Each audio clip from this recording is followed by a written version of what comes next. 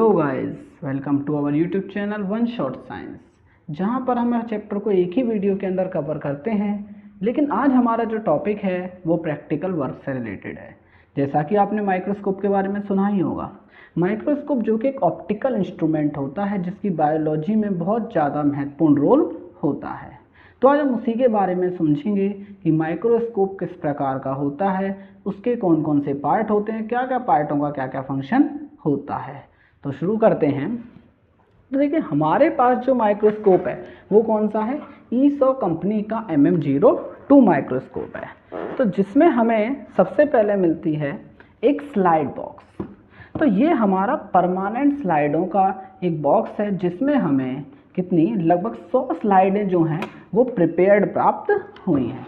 अब देखो, prepared slide किस प्रकार की होती हैं। तो प्रिपेयर्ड स्लाइड होती हैं कुछ इस तरीके की कि हम उन्हें क्या कर सकते हैं, बार बार यूज़ कर सकते हैं। मतलब कि एक बार बना दें, उसके बाद वो ऐसी की ऐसी रहेंगी एंड देन हम जब चाहें जब इनका उपयोग कर सकते हैं। मतलब हमें बनानी नहीं पड़ती हैं।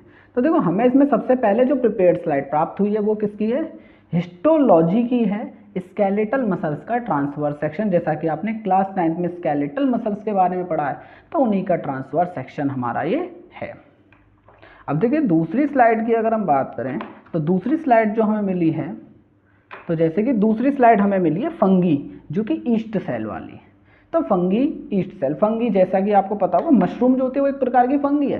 तो उसी तरीके से एक फंगी होती है ईस्ट, तो उसकी हमें स्लाइड मिली है परमानेंट। अगर हम एक और स्लाइड देखें तो हमें मिली है कौन सी, वस्कुलर बंडल का ट्रांसवर्स सेक्शन। ये प्लांट से रिलेटेड हमारी ये रहती है, जाइलम और फ्लोएम वाली जो आपने पढ़ी होगी वस्कुलर बंडल, तो उसका ट्रांसवर्स सेक्शन हमें दिया गया है। तो और बाकी जो स्लाइड है उनके बारे में भी हम प्रत्येक स्लाइड को एक एक करके देखेंगे कि वो किस तरीके की दिखाई दे रही हैं। लेकिन वो आने वाली वीडियोस के अंदर देखेंगे। हम 100 के 100 स्लाइड कवर करेंगे। अब बात करते हैं हमारे माइक्रोस्कोप के बारे में। तो माइक्रोस्कोप को हम निकाल लेते हैं।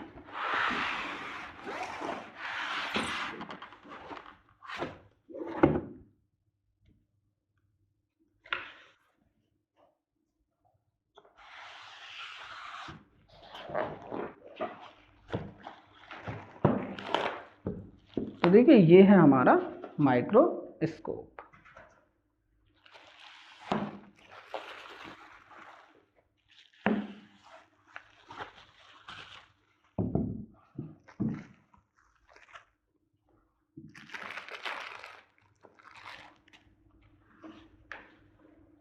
तो देखिए, ये है हमारा माइक्रोस्कोप। अगर हम इस माइक्रोस्कोप के सबसे पहले पार्ट की बात करें तो सबसे पहला जो पार्ट है वो हमारा कौन सा है, ये वाला। ये क्या है, ये है ऑब्जर्वेशन ट्यूब। ठीक है। अब इस ऑब्जर्वेशन ट्यूब के सबसे ऊपर एक कैप लगा हुआ है। तो यहाँ पर क्या लगाते हैं, यहाँ पर हम लगाते हैं आईपीस नाम का एक लेंस हमारा ये होता है। तो देखिए, आईपीस किस तरीके का दिखाई देता है वो समझते हैं। तो हमारा जो आईपीस है वो होता है ये। तो ये जो आप ब्लैक कलर का देख रहे हो ये हमारा क्या है, आईपीस है। तो हमें क्या करना होता है, इसे यहाँ पर लगाना होता है। आईपीस में क्या लगा होता है, कॉन्वेक्स टाइप का जो लेंस है वो इस्तेमाल हमारा यहाँ पर होता है। और इस आईपीस की जो पावर है वो कितनी, 25x की मैग्नीफिकेशन है। मतलब कि 25 गुना बड़ा हमारा इमेज को करेगा ऑब्जेक्ट की। ठीक है। अब आईपीस के बाद आ गई ऑब्जर्वेशन ट्यूब आ गई। ऑब्जर्वेशन ट्यूब के बाद आपको एक बड़ी सी नोब देखने को मिल रही है। तो जब हम इस बड़ी सी नोब को रोटेट करते हैं तो रोटेट करने से क्या होता है कि ये जो हमारी ऑब्जर्वेशन ट्यूब है पूरी ऊपर नीचे हो जाती है, अप डाउन हमारी ये मूव करती है। ऑब्जर्वेशन ट्यूब कहाँ करती है, अप डाउन मूव करती है। तो हम इस क्लोजर एडजस्टमेंट नोब की सहायता से क्या कर सकते हैं, इसकी सहायता से हम क्या करते हैं, फोकस करते हैं। ऑब्जेक्ट को क्या करेंगे, फोकस करने का कार्य करते हैं। हमें स्लाइड यहाँ पर लगानी है, उसके बाद हमें इसकी सहायता से इसे धीरे धीरे करके नीचे लेके जाना होता है एंड देन हमारा फोकस हो जाता है। अब जब फोकस हो जाए, हमें इमेज दिखने लगे, हमें उसे और क्लियर करना है। तो और क्लियर करने के लिए नीचे वाली सेकंड नोब है जिसका नाम होता है फाइन एडजस्टमेंट नोब। क्या नाम होता है, फाइन एडजस्टमेंट नोब होता है। तो जब हम इसे रोटेट करते हैं तो रोटेट करने से जो हमारी इमेज है उसकी क्वालिटी और ज़्यादा क्लियर हो जाती है। इसके बाद हम इसे देखेंगे, ये जहाँ से हम पकड़ के उठा रहे हैं इसका नाम क्या होता है, इसका नाम होता है हमारा आर्म। और चाहे तो हम इस पूरे माइक्रोस्कोप के सेटअप को रोटेट भी कर सकते हैं इस तरीके से। देखिए, आर्म की सहायता से ऐसे करके हम, और बहुत आसानी से हम इससे, जैसे कि हमें ऑब्जर्व करना हो यहाँ पे बैठे बैठे, तो हम यहाँ से आसानी से ऑब्जर्व कर सकते हैं। तो इसका नाम क्या है, आर्म है। इसके बाद आपको ये जो ब्लैक कलर की यहाँ पे देखने को मिल रही है, इसे हम क्या कहते हैं, स्टेज कहते हैं। मतलब जहाँ पर स्लाइड को रखा जाता है, प्लेस करा जाता है, उसे स्टेज के नाम से जानते हैं। अब जैसे कि हम एक स्लाइड निकालें,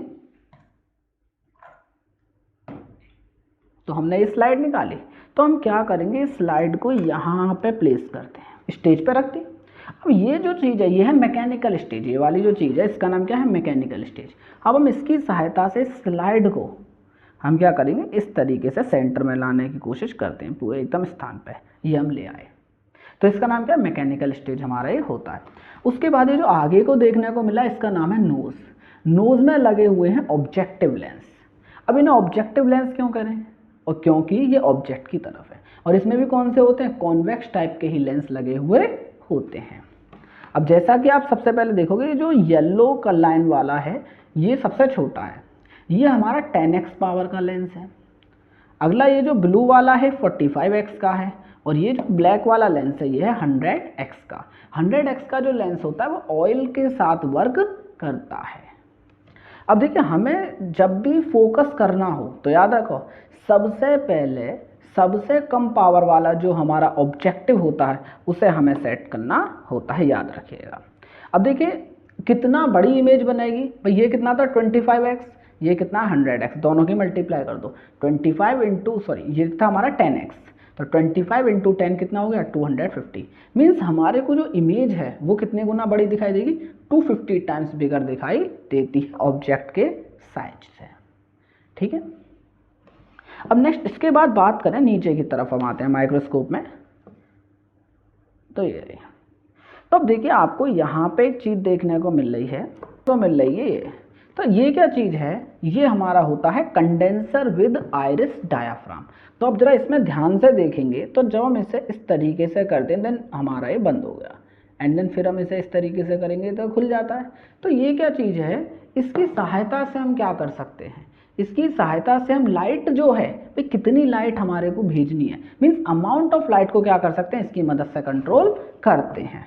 फिर यहाँ पे हमें एक और नोब मिलती है, ये होती है condenser adjustment knob. Means condenser को एडजस्ट करने वाली जो नोब है उसे हम कंडेंसर एडजस्टमेंट नोब कहते हैं। और ये जो हम सी शेप का देख रहे हैं ये हमारा इसका बेस होता है।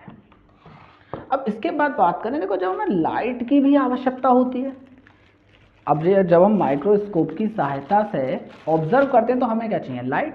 तो लाइट के सोर्स हमारे पे दो चीज़ें। अब देखिए मान लो अगर हम रात में काम कर रहे हैं जहाँ पे सनलाइट अवेलेबल नहीं है, तो वहाँ पे हमें इस तरीके की एलईडी लाइट दी जाती है जिसे हमें यहाँ पे प्लेस करना होता है, और फिर हम क्या कर सकते हैं, ऑब्जर्वेशन कर सकते हैं, स्लाइड को देख सकते हैं। अगर सनलाइट अवेलेबल है तो उसके लिए हमें मिलता है यहाँ पर एक मिरर, जो कौन से प्रकार का है, ये होता है कॉनकेव टाइप का मिरर, जिसे हमें यहाँ पर प्लेस करना होता है। ये हमने यहाँ पर प्लेस कर दिया, और हमें यहाँ पे मिलती है, देखिए यहाँ पे स्लाइड। ये हमारी कौन सी स्लाइड है, ये हमारी होती है सिंपली अनप्रिपेयर्ड स्लाइड। मीन्स जो स्लाइड हमारी तैयार नहीं है, इन्हें हमें क्या करना होता है, लैब में जब एक्सपेरिमेंट करते हैं तब यहाँ पे इन पर स्लाइड बनाई जाती है। सिंपल ये क्या होती है हमारी, ये ग्लास की बनी हुई रेक्टेंगुलर प्लेट होती हैं। अब देखो जब हम स्लाइड बनाते हैं तो उस समय स्लाइड के ऊपर एक बहुत पतला सा मिरर और हमें रखना होता है, तो उसे हम कवर स्लिप के नाम से जानते हैं। अब देखिए ये रहा, तो कवर स्लिप जो होता है ये, तो कवर स्लिप जो होता है वो कई शेप में हमारा रहता है। अब जैसे कि ये वाला स्क्वायर शेप है कवर स्लिप, अब इसे हमें क्या करना है, तो इस तरीके से प्लेस कर देते हैं। कुछ रेक्टेंगुलर शेप के भी होते हैं, स्क्वायर जो सर्कुलर शेप के भी कवर स्लिप हमें देखने को मिलते हैं।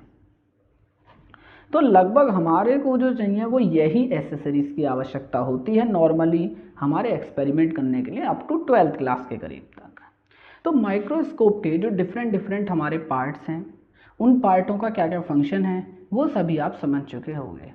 तो आने वाली वीडियो के अंदर हम देखेंगे कि स्लाइड कैसे बनाते हैं, बनाई गई स्लाइड को फोकस कैसे करते हैं, और जो हमें टोटल 100 स्लाइड मिली हैं हम उन 100 स्लाइड को भी एक एक करके देखेंगे। तो अगर आपको वीडियो अच्छी लगी हो तो हमारे चैनल को सब्सक्राइब कर लीजिएगा और वीडियो को लाइक करें, शेयर